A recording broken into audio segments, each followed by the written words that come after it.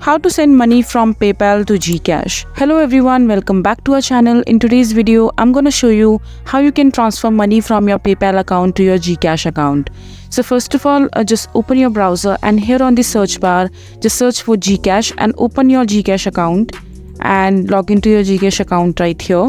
And after that, make sure to link your PayPal account to your GCash account in order to successfully transfer money between PayPal and GCash.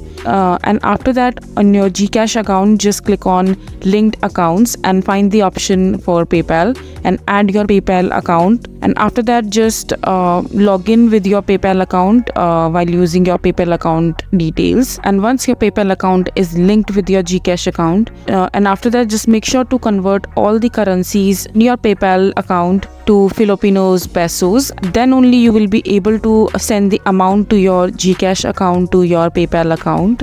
And after that, just open your PayPal account and here on the PayPal balance, just click on these three dots right here. And since I don't have balance in my PayPal balance right now, so I didn't see the option.